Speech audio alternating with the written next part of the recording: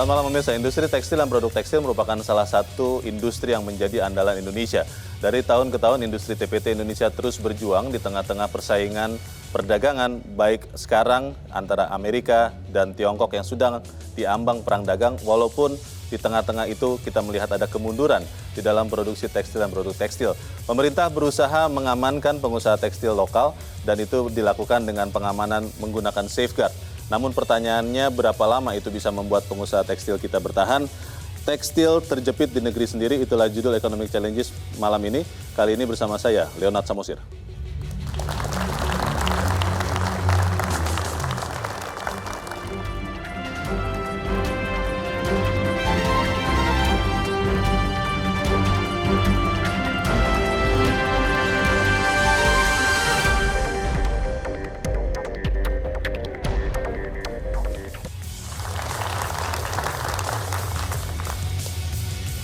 Sebagai salah satu industri yang sangat diandalkan baik untuk menyerap tenaga kerja maupun menghasilkan pendapatan devisa bagi dalam negeri, industri tekstil dan produk tekstil dalam negeri selalu menemui hambatan.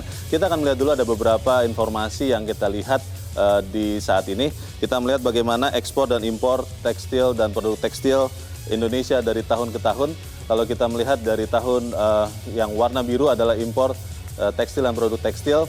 Kita melihat kecenderungannya dari tahun 2011 atau 2012 hingga ke tahun 2018 terus meningkat. Kita melihat angka terakhir di 2018 adalah 13,9%. Sementara kalau kita melihat yang berwarna ungu, grafis ini adalah angka ekspor TPT atau tekstil dan produk tekstil Indonesia. Kita melihat cenderung landai, bahkan di 2017 sampai 2018 kita melihat ada penurunan dan angka terakhir adalah 0,9%. Sehingga data pertumbuhan ekspor impor dan neraca perdagangan tekstil dan produk tekstil yang kami dapat dari Biro Pusat Statistik memperlihatkan bahwa di tahun 2018 neraca perdagangan TPT mengalami minus atau negatif 25,6%. Apakah memang ini semata-mata menjadi kondisi yang disebabkan karena perang dagang atau karena banjirnya impor tekstil, terutama dari Tiongkok? Kita akan langsung panggilkan ketiga narasumber kita pada malam ini. Yang pertama adalah Wakil Ketua Umum Kadin yang juga adalah pengusaha tekstil dan produk tekstil, Anne Patricia Sutanto. Bu Anne, selamat malam.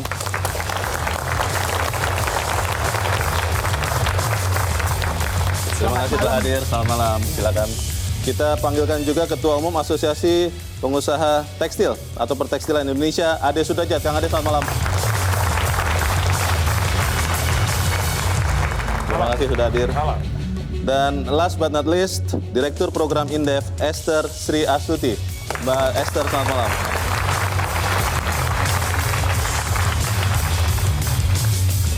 Terima kasih. Sebelum kita mendiskusi pada malam ini, kita akan lihat uraian berikut ini.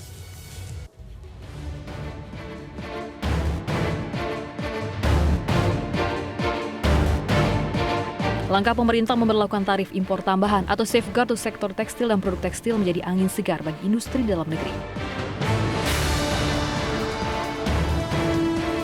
Kebijakan ini paling tidak memberi ruang bagi industri tekstil domestik untuk sedikit bernafas di tengah serbuan produk tekstil impor yang membanjiri pasar dalam negeri.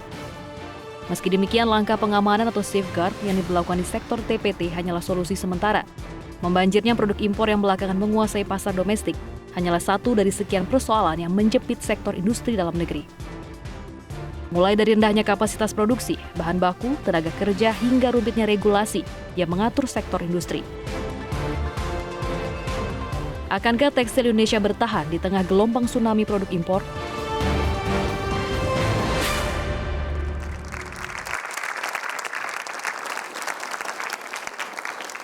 Saya ingin memulai diskusi malam ini bertanya kepada Kang Ade Sudajat. Kang Ade, masalah TPT ini kan sudah menjadi masalah tahunan.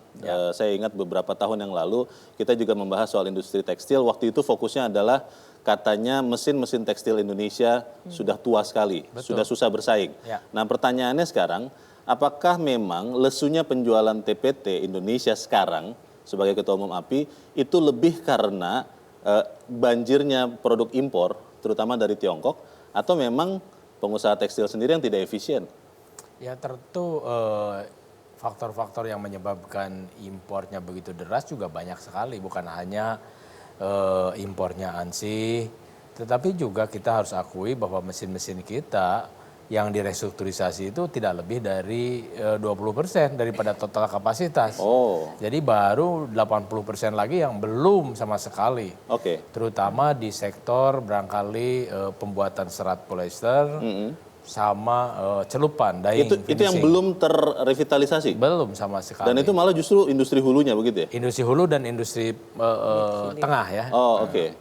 Lalu kalau begitu berarti apa benar dikatakan bahwa lesunya ini karena serbuan impor atau memang karena susah bersaing sendiri? Istilahnya impor tentu di sini bukan serbuan, tapi memang karena produk impor harganya lebih kompetitif dibandingkan produk dalam negeri. Oke. Tentu kalau lebih kompetitif pasti semua orang akan berpikir impor. Ya.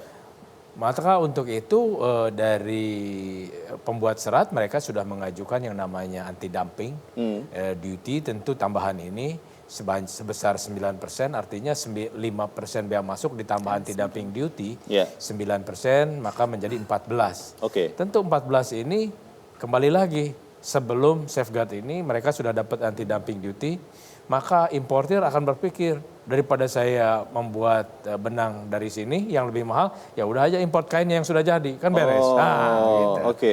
Jadi Maka sebetulnya ada trickle down effect yang ini menjadikan permasalahannya itu makin menggulung. Maka permasalahan makin menggulung ini kita ajukan safeguard supaya perlindungannya secara menyeluruh. Namun ini pun masih belum menyeluruh. Katakanlah ancaman yang terlihat sekarang ini kalau misalnya di pakaian jadi itu tidak terlindungi, ya barangkali orang akan berpikir ya import pakaian jadi nanti. Lebih bahaya lagi. Ya, apakah betul begitu Bu Ana? Karena kalau sebagian orang mengatakan safeguard ini hanya menyelamatkan dalam tanda petik sementara. Terakhir kan kita tahu safeguardnya 200 hari. Kalau Anda sebagai pengusaha juga yang kita tahu juga kebanyakan ekspor. Itu seperti apa pandangannya? Kalau saya sih sepakat dengan yang disampaikan Pak Ade. Intinya sebenarnya industri kita ini sekarang harus paham di seluruh pelaku industri TPT ini bahwa kita walaupun tujuannya ekspor ataupun domestik, kita harus mempunyai ekspor mindset. Kenapa? Dengan adanya tadi yang disampaikan persaingan US, China ini, trade affairs ini. Kalau saya ngomongnya trade affairs karena antara war is not correct, it's an affair. Selalu ada disruption.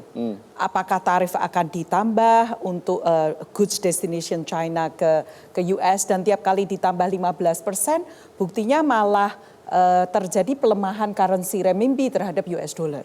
Sehingga sebenarnya it trickles kepada competitiveness kita. Seperti yang Bang Leo ketahui juga, rupiah terhadap US dollar tidak melemah sampai 15%. Sedangkan renminbi tahun lalu sampai dengan sekarang itu hampir sekitar 15%. Itu katanya devaluasi Mbak Ana? No, it's all about depreciation, right? It's depreciation atau not necessarily devaluasi. Mereka memang melemah untuk bisa tetap ngebus ekspornya. Supaya lebih bersaing ya? Supaya lebih bersaing dan kalaupun mereka tetap masih ekspor ke US, tarif 15% itu efeknya waktu kepada industri di China sendiri tidak terpengaruh. Nah akibatnya kan secara US dollar menjadi lebih kompetitif. Betul. Sehingga industri kita juga kalau ekspor atau industri kita mengimport ya untuk mengimport yang bahan bakunya menjadi lebih murah kan kalau secara US dollar. We are talking about US dollar terms. Sehingga kita semua juga harus paham bahwa kalau kita ini nggak bisa kompetitif secara global, actually we could not compete di dalam lokal. Jadi sebetulnya penerapan safeguard ini kan usaha pemerintah untuk membantu pengusaha tekstil. Karena pengusaha tekstil ini kan ada yang untuk kebutuhan dalam negeri, ada yang juga untuk eksportir seperti Mbak Ana. Itu lebih banyak manfaatnya atau negatifnya? Actually safeguard ini untuk kami di ekspor itu tidak berpengaruh. Karena kita yang eksportir ini rata-rata seluruh pabrik ada KB, kawasan berikat ataupun KITE. Kemudian import untuk tujuan ekspor. Sehingga safeguard atau anti dumping yang disampaikan Pak Ade ini tidak berlaku di dalam pabrik-pabrik kami. Karena itu untuk tujuan ekspor. Ya. Tapi untuk yang domestic consumption itu memang otomatis apapun itu akan naik kalau terjadi safeguard untuk bahan-bahan impor. Karena biaya Ya. harga jadi lebih mahal ya, Ya. karena ada tambahan Ya, ada biaya yang harus tambahan. dibayar. Ya, tapi untuk industri lokal, andai kata mereka ini semua, kita semua ini bisa bersaing globally. Jadi misalnya harga yannya itu $1 atau per yard itu $1. Kalau kita import misalnya $1.20 misalnya. Kalau kita tetap bisa supply kepada industri seterusnya di hilir, di garment dan sebagainya dengan $1, otomatis kan menjadi kompetitif. Betul. Tapi andai kata industri ini melihat safeguard sebagai sesuatu yang marginal sehingga mensuplai ke hilir dengan $1.20, fungsi safeguard ini jadi buat apa? Oke. Apakah untuk menambah harga di domestik, which is unfair for konsumen TPT Indonesia? Karena ini tidak akan mempengaruhi konsumen dunia. Ini akan mempengaruhi konsumen Indonesia. Bu, saya ingin ke Mbak Esther. Mbak Esther, ini kan masalah yang simalakama ya. Kalau dibiarkan bebas sama sekali, tidak ada safeguard, mungkin anggotanya Kang Ade Sudrajat akan berkurang beberapa begitu, karena terpaksa harus tutup usaha. Tapi kalau seperti kata Bu Ana, kalau itu dibiarkan terus, safeguard itu dalam tanda petik seperti memanjakan pengusaha. Kalau Anda melihatnya seperti apa? Safeguard ini hanya sementara memang, tapi itu upaya seperti P3K. Kalau kita kecelakaan itu dihentikan dulu perdarahannya, baru kemudian nanti diobati. Betul. Nah, obatnya nanti harus diresepkan dengan yang pas gitu, dosisnya gitu ya. Oke, dosisnya seperti apa nanti akan kita bahas di bagian berikutnya. Dan pemirsa tetaplah bersama kami, Economic Challenges segera kembali.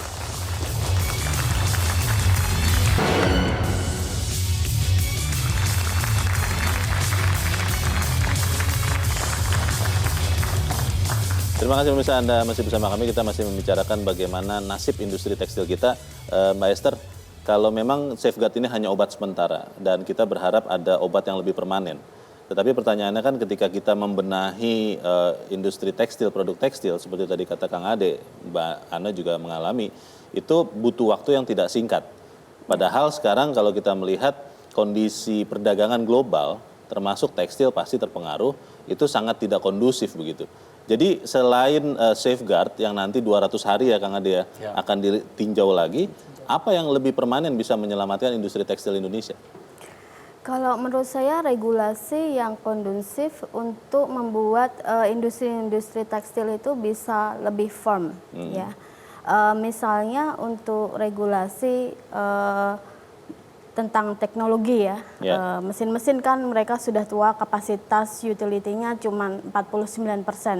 Sementara negara Cina, Bangladesh, Vietnam itu sekitar 78% sampai 84%. Ini kan jauh tertinggal. Terus regulasi yang bisa membuat bagaimana mereka bisa merevitalisasi mesin-mesin tersebut. Terus kemudian misalnya adanya subsidi atau insentif fiskal yang membuat bisa mengimpor mesin-mesin tersebut sehingga mereka bisa meningkatkan produktivitasnya, katakanlah seperti itu. Kemudian regulasi mengenai limbah gitu ya, yang tentang Permen LHK menentukan standar bahwa regulasi industri tekstil itu standarnya itu jauh lebih besar daripada tinggi daripada standar Eropa. Semua produk tekstil harus sama dengan standar bayi gitu kan. Which is itu impossible gitu kan, sangat tinggi. Berikan standar yang normal saja gitu kan. Nah, dan berikan insentif-insentif fiskal kepada produk-produk yang bisa mensubstitusi impor. Mereka firm bahan bakunya seperti Ibu Ana tidak usah impor kain gitu kan, kalau bisa produksi di dalam negeri. Harusnya bisa bersinergi di dalam negeri begitu ya. Kang Ade, untuk memberikan gambaran seriusnya masalah ini, sudah berapa usaha tekstil yang tutup atau terancam tutup dalam beberapa waktu terakhir karena konon sebagian produk impor itu, bagaimana gambarannya? Ya sebetulnya belum banyak ya, masih ada 9 kurang lebih. 9 pabrik? Ya, yang terancam. Itu berapa tenaga kerja itu Kang Ade? Sekitar 1.500 sampai 2.000-an kurang lebih. 1.500 sampai 2.000-an. Ya. Dari total yang bekerja di industri tekstil berapa? Di industri tekstil semuanya hampir 1.800.000. Oh, oke. 1.500-an dari 1 jutaan. Memang belum terlalu banyak. Belum terlalu banyak. Tapi kan jangan sampai banyak kan itu. Justru itu. Yang dirumahkan mungkin sudah lebih besar dari itu. Dirumahkan itu dalam arti bahwa bekerjanya tidak full 1 minggu, tapi cuma 5 hari kerja kurang lebih kan. Industri itu kan tidak bisa bekerja cuma 5 hari, harusnya 7 days a week, 24 jam per hari gitu kan. Ini sudah 5 hari kerja, artinya di situ mungkin PLN bisa lebih tahu karena data yang akurat ada di PLN. Konsumsi listriknya, itu signifikan ya. Kalau bicara safeguard yang 200 hari itu kan masih akan direview.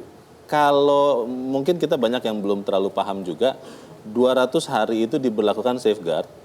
Kemudian untuk negara yang dalam tanda petik dirugikan, katakanlah Tiongkok begitu Kang Ade, itu apa yang bisa mereka lakukan dan umur safeguard ini bisa berapa lama? Ya pertama 200 hari, setelah 200 hari penyelidikan dan bisa membuktikan bahwa terjadi injured beberapa perusahaan, maka itu tetap berlangsung menjadi safeguard permanen. Injured itu maksudnya terjadi lonjakan impor, terjadi kerugian dari perusahaan yang di dalam HS-nya itu, terjadi PHK massal dan sebagainya. Oh, oke. Ada 7 indikatornya. 200 hari. 200 hari penyelidikannya, kemudian baru ditetapkan 3 tahun. Maksudnya 3 tahun bagaimana?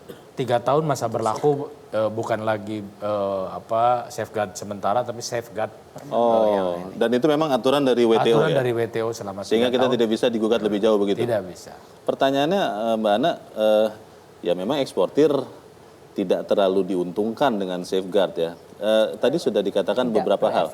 Tidak efek malah. Ya, tidak terlalu efek. Tidak terlalu terpengaruh. Mbak Esther tadi sudah mengatakan ada beberapa hal yang harus dibenahi. Tapi kalau saya lihat itu kan jangka menengah dan panjang ya. Kalau jangka sangat pendek kira-kira apa selain mempertahankan safeguard ini? Sebenarnya ada yang bisa quick win. Salah satu yang bisa quick win yang tadi juga disampaikan oleh Mbak Esther adalah Permen LH. Permen LH itu sebenarnya dengan mudah bisa dikaji secara cepat karena kita pengusaha melalui API juga sudah menyampaikan ke pemerintah dalam hal ini kabinet yang lama dan sudah diteruskan juga dengan kabinet yang baru bahwa Permen LH 16 dan kebetulan kan menterinya juga sama, jadi Bu Menteri juga sudah tahu perlu dikaji bahwa wastewater treatment dari seluruh industri TPT ini tolong ditreat secara equal atau fair. Ini kita juga udah kita sampaikan kepada Presiden Jokowi dengan kabinetnya yang lama saat itu. Nah itu yang pertama, itu quick win because it's a Permen LH, peraturan menteri. Kalau mau singkat, mau cepat itu mudah. Maksudnya dengan peraturan menteri itu apa yang terjadi dengan industri? Nah ini kan ada hubungannya juga dengan TPT dilonggarkan. TPT yang di Bandung itu sebenarnya nggak seluruhnya tutup karena masalah impor. Ada banyak dari mereka yang tidak bisa kompetitif karena untuk membuat wastewater sesuai dengan aturan Permen LH 16 ini dibutuhkan ekstra investasi. Dan ekstra investasi yang begitu besar belum tentu lahannya ada. Ya itu sebenarnya bisa quick win. Untuk itu pengolahan limbahnya pengolahan maksudnya? Limbah. Yang kedua adalah really an intensive discussion, tadi belum di-touch, yang ada hubungannya dengan free trade agreement. Kenapa Vietnam, Kambodia, Bangladesh, ya di luar China ya, di luar China itu menjadi the winner, seolah-olah the winner of US-China trade affairs ini. Menjadi pelanduk yang beruntung begitu ya, di antara gajah yang sedang bertarung. Perlu audience dan semuanya juga tahu bahwa Vietnam itu sangat aktif melakukan bilateral multilateral agreements. Sehingga walaupun tarifnya itu belum jadi when Vietnam send the goods to Europe, walaupun itu belum berlaku, itu menjadi suatu sentimen positif kepada industri ini sendiri di Vietnam. Nah, sedangkan kalau Kambodia dan Bangladesh karena mereka masih dalam status poor country, we are not poor country, Indonesia bukan poor country. Itu mendapat kemudahan GSP ya yang memang diberikan oleh negara-negara advance. Sistem preference itu ya. Yes. Seperti di Eropa maupun di Amerika dan NAFTA ya, khususnya Kanada juga. Jadi kalau itu semua kita proaktif, the sentiment positive is there, demand-nya terhadap produk Indonesia ini lebih, sehingga bisa menggeret seluruhnya dari hulu ke hilir. Karena kalau tidak ada real demand, berbagai insentif yang diberikan terhadap industri ini itu benar-benar hanya untuk konsumsi domestik. Kebetulan untungnya Indonesia ini domestic consumption Indonesia juga banyak. Kita punya 260-270 juta penduduk. GDP kita juga nggak terlalu rendah. About $4,000 per kapita. So the demand is there. But untuk menggeret Indonesia ini menjadi negara yang benar-benar bukan hanya mandiri terhadap tekstil, tapi juga bisa ekspor tekstil secara luar biasa seperti Vietnam sama Bangladesh, yaitu 3 kali lipat dari Indonesia, 3,5 kali lipat malahan. Kita perlu benar-benar kebijakan FTA. Free trade agreement. Free trade agreement. And free trade agreement adalah willingness dari seluruh sektor di Indonesia untuk benar-benar all out. Not only on Indonesia. Sepengetahuan saya, Mbak Esther, yang tadi dikatakan oleh Mbak Ane, free trade agreement atau perjanjian perdagangan bebas dengan negara-negara, itu sudah dilakukan dan terus dilakukan sebetulnya. Tapi apakah memang belum cukup efektif untuk menyelamatkan industri tekstil kita? Ini menjadi masalah penting karena pemerintahan Kabinet Indonesia Maju Jokowi Maruf Amin kan ingin membangun sumber daya manusia, tapi juga tetap untuk membangun ekonomi kita. Pertanyaannya, bisa tidak itu dilakukan di industri TPT? Kita akan bahas selepas jeda dan pemirsa tetap bersama kami. Economic Challenges segera kembali.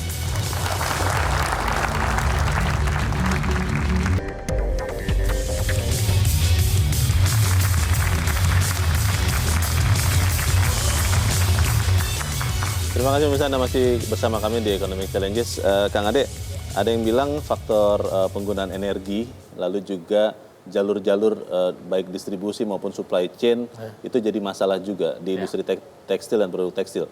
Benar atau tidak? Sangat benar. Sangat benar. Pertama mungkin di bidang energi dulu. Ada Perpres yang mengatakan bahwa PLN harus memberikan diskon 30%. Tapi ya yang diberikan adalah kalau pemakaiannya lebih dari yang lebih biasa baru diskon 30%. Tidak saklek seperti apa yang terbunyi di Perpres. Tidak dari nol begitu? Tidak. Padahal Perpresnya bunyinya? Perpresnya dari nol. Tapi kan itu kembali lagi bahwa karena ada peraturan bahwa BUMN harus untungnya lebih dari 10%. Dan PLN adalah BUMN? Dan kemudian ada lagi undang-undang yang tidak boleh memberikan keuntungan kepada pihak ketiga. Nanti akan memberikan pidana lagi buat direkturnya kan, dirutnya. Ini terlalu banyak undang-undang yang seperti begitu yang seharusnya BUMN itu adalah agent of development. Memberikan insentif kepada swasta sehingga swastanya bisa berlari kencang. Dan ini bukan berlari kencang, kita ini diborgol kakinya sehingga tidak bisa berlari dengan berbagai aturan. Begitu juga BUMN-nya diborgol juga. Kondisi ini membuat industri TPT kita kalah bersaing atau kurang bersaing berapa besar sih soal energi ini, Kang Ade, dibandingkan di luar? Ya, saya hitung aja barangkali begini. Kalau PLN memberlakukan harga sekarang ini 9% tanpa PPN, setelah PPN tentu 10 sen lebih. Ya. Kemudian tidak ada insentif sama sekali, bahkan ada beban pada beban puncak dari jam 6 sampai jam 10. Lebih mahal? Lebih mahal 30%. Dibandingkan dengan di Tiongkok, di mana jam 10 sampai dengan jam 6 pagi, dia diskon 50%. Termasuk untuk industri? Industri, bukan untuk industri ini. Untuk industri diskon 50%, karena pada malam hari tidak ada penduduk yang memakai listrik. Ya. Sehingga cost dia sama dengan kita, katakanlah 10 sen, maka yang malam hari itu dia menjadi 5 sen kan. Berarti 15 sen bagi 2 kurang lebih 7,5. Sementara kita tetap mungkin lebih mahal dari 10 sen. Itu tidak pernah dibicarakan atau dimintakan tolong? Dibicarakan karena tapi kan mereka terikat juga dengan peraturan atau undang-undang atau apapun namanya. Kalau soal supply chain ini bagaimana? Nah, satu lagi supply chain tentu kita harus membenahi. Kita sudah berbicara dengan Kementerian Keuangan maupun Direktur Jenderal Bea Cukai untuk memperkuat supply chain ini. Di antaranya yang kita diskusikan adalah kemudahan lokal tujuan ekspor, ya, karena ada kemudahan impor tujuan ekspor, maka untuk bermain di dalam playing field yang sama kita harus ada kemudahan lokal tujuan ekspor. Begitu juga misalnya untuk perusahaan industri hulu yang berada di kawasan berikat, mereka menjual lokal maka yang lokal itu harus membayar bea masuk 5%. Oh. Ya, karena memang tarifnya begitu, karena dia kan kawasan berikat. Seolah-olah belum masuk ke Indonesia. Tapi kalau saya membeli dari Muang Thai atau Thailand, itu 0% karena free trade agreement antara ASEAN. So, jadi ini antara perusahaan lokal dengan lokal saja sudah tidak bermain di dalam playing field yang sama. Maka untuk itu kita mengusulkan yang namanya belum pernah ada term seperti ini, inland free trade. Inland free trade memang tidak ada di WTO, tapi itu adalah terms yang kita ciptakan. Tidak melanggar aturan WTO? Tidak. Tidak melanggar ya? Tidak, karena itu kan sama saja. Kalau masalah itu diselesaikan, Mbak Ana, apa iya kemudian langsung membuat industri TPT kita menjadi gagah lagi begitu? Sebenarnya kan industri TPT kita ini seperti ini karena accumulated dari berbagai persoalan. Tadi yang disampaikan oleh Pak Ade, Bu Esther, itu semua adalah akumulasi. Kalau pelan-pelan akumulasi challenge-nya itu di lift, dipangkas, otomatis ini akan terjadi penguatan. Tidak instan of course, karena akumulasinya ini sudah bertahun-tahun. Jadi ini kita yang perlu akumulasi. But it has to be now. Itu harus sekarang. Karena sekarang adalah momentum yang paling tepat, karena sekarang ini dunia lagi mencari titik sourcing yang baru sehubungan dengan US-China.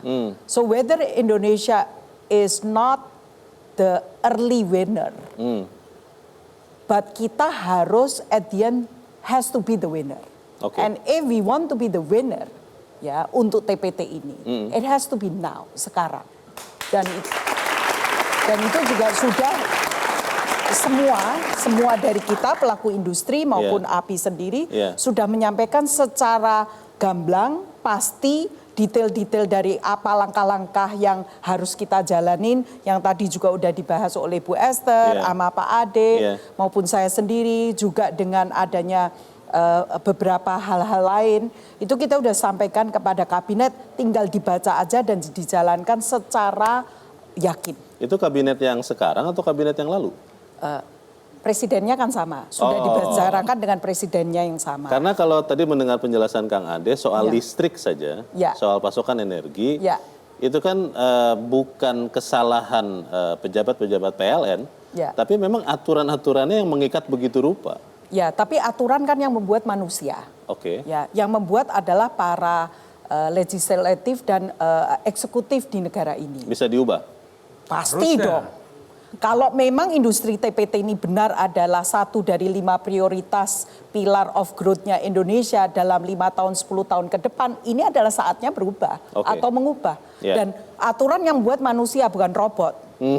Ya baiklah manusia kita ini benar-benar punya willingness. Jadi aturan bisa dibuat, bisa diubah, bahkan bisa dicabut kalau itu merugikan. Of course. Mbak Esther, sering kita melihat masalah seperti ini begitu.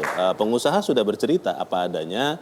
Memang pengusaha konon katanya kalau rugi berteriak, kalau untung diam-diam saja, katanya begitu. Saya tidak tahu. Tapi kan kemudian ini masalah yang terus dihadapi setiap hari. Kita mungkin masih bisa tersenyum, tertawa di sini karena kita bukan bagian dari 1.500-an yang sudah kehilangan pekerjaan atau sementara menganggur. Apa benar bisa dilakukan perubahan mendasar seperti yang dikatakan Mbak Ana dan Kang Ade? Kalau saya prinsipnya kenapa nggak bisa berubah? Kita bisa berubah. Cina saja itu pernah mengalami masa-masa terburuk. Ya, jadi tahun 2000 sebelum tahun 78 ya, mereka itu bukan siapa-siapa gitu kan. Tapi karena regulasi-regulasi yang menciptakan business environment yang kondusif, mereka bisa. Sekarang market share Cina di hampir semua negara-negara Asia, di Indonesia sendiri pada tahun 2017 market share industri TPT Cina itu sekitar 45% lah gitu ya.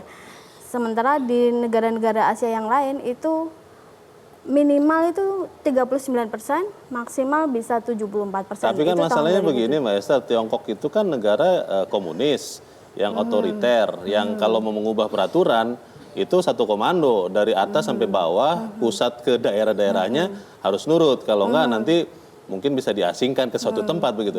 Indonesia kan berbeda. Malaysia bisa, kenapa Indonesia tidak? Jadi intinya begini, pertama yang harus kita lakukan adalah Indonesia punya goodwill nggak? Pemerintah ini punya goodwill nggak untuk memajukan industri TPT kita? Yeah. Yang kedua, kalau sudah ada goodwill, langkah konkretnya apa? Oke. Gitu kan? Kalau sudah ada langkah konkret, monitoring dan evaluasi. Yeah. Nah, seperti safeguard ini, safeguard misalnya itu kami mengapresiasi. Bahwa pemerintah sudah memberikan suatu P3K untuk industri TPT kita. Tetapi di sini masih ada celah gitu ya.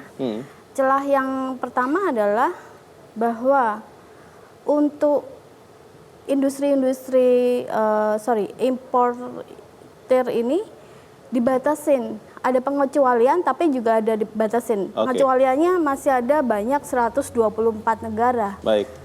Which is itu impor itu bukan hanya dari Cina gitu kan, bisa lewat dari mana aja. Negara lain yang harus diwaspadai. Ada 124 negara ini bagaimana gitu kan? Nanti di bisa bagian masuk. akhir kita akan coba cari solusi yang sangat cepat. Tapi kita harus jeda dahulu Bapak dan Ibu-Ibu, dan pemirsa tetap bersama kami.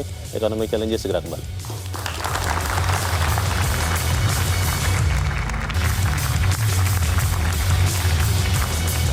Terima kasih pemirsa, Anda masih bersama kami. Kita di bagian akhir dari diskusi kita malam ini.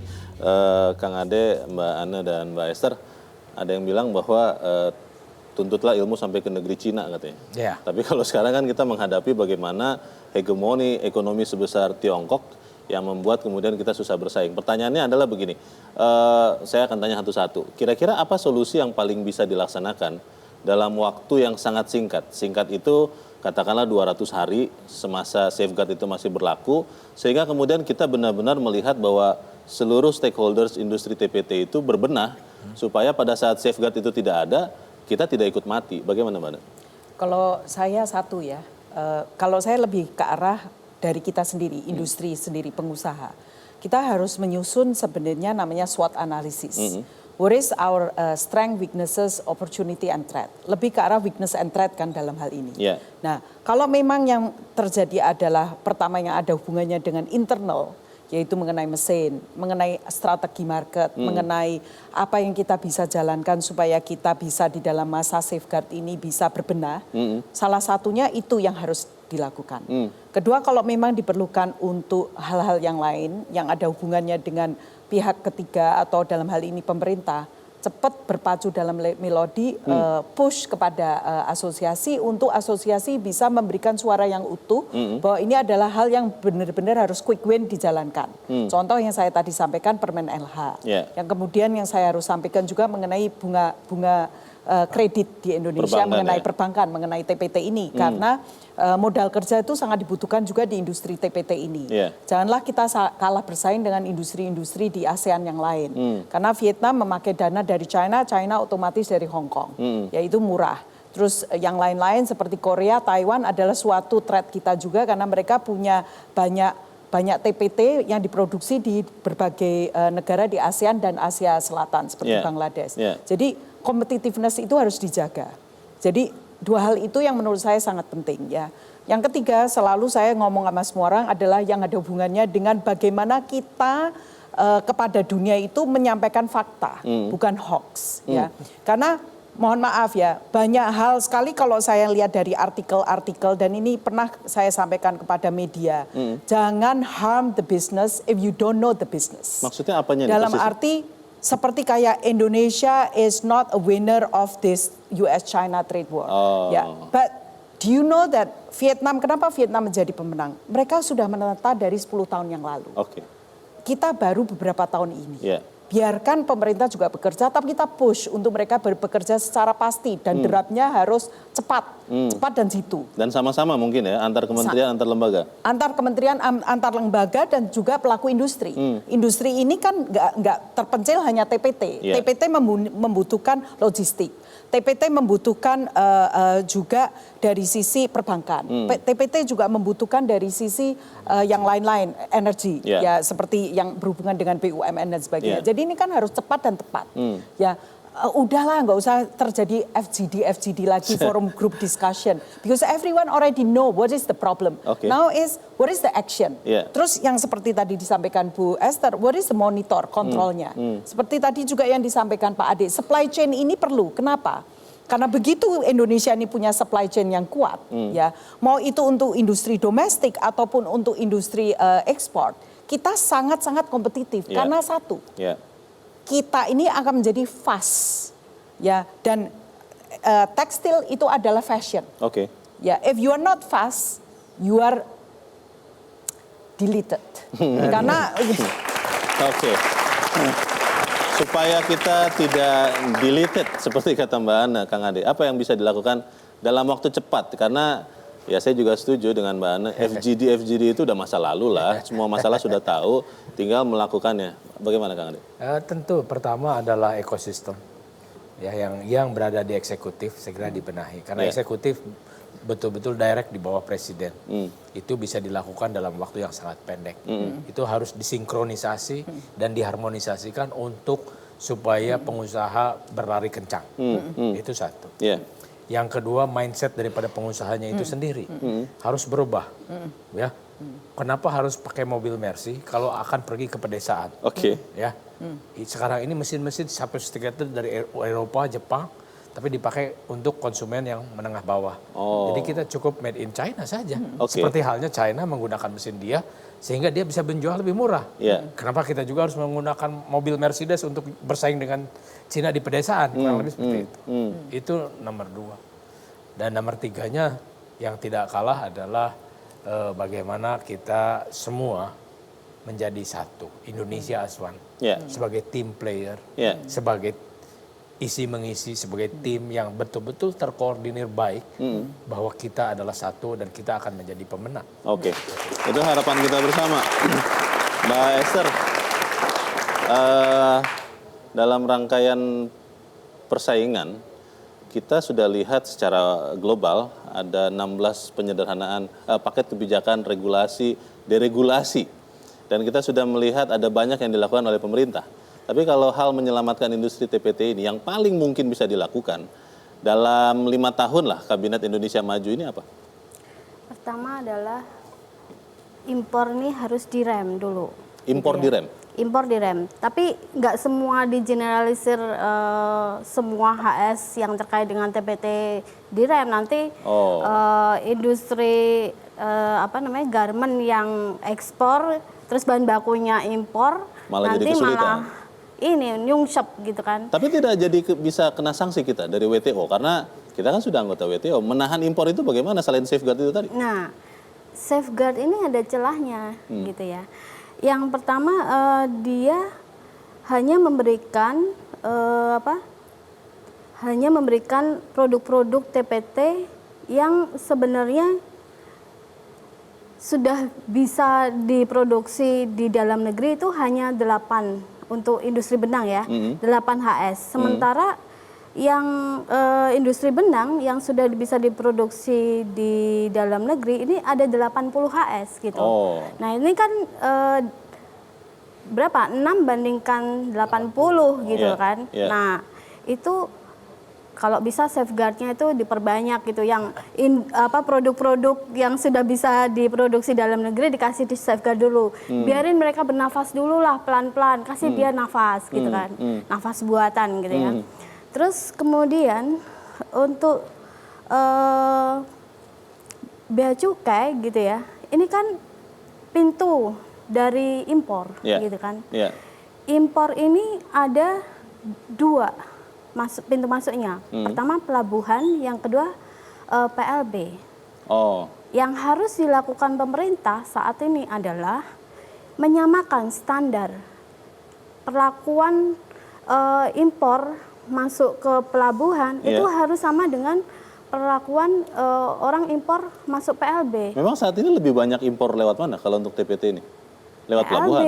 Lewat PLB? Karena ada dua-duanya, tapi PLB ada diskon harga gitu. Terus jadi harus ada standar yang sama. Terus yang ketiga adalah setelah diberikan P3K tadi, beri penguatan industri TPT kita, sehingga mereka bisa kompetitif. Jadi jangan sampai Indonesia itu punya market yang besar hanya sebagai pasar. Kita nggak bisa jadi pasar aja. Kita juga harus bisa ekspor seperti Bu Ana gitu loh. Kita berharap apa yang kita bicarakan malam ini benar-benar membuat perubahan. Karena sekali lagi kalau bukan kita yang berusaha, siapa lagi yang menyelamatkan kita. Terima kasih Mbak Ana Patricia Sutanto, Kang Ade Sudrajat, dan Mbak Esther Sri Astuti. Dan pemirsa, demikianlah akhir dari Economic Challenges malam ini. Saya Leonard Samosir, terima kasih. Sampai jumpa.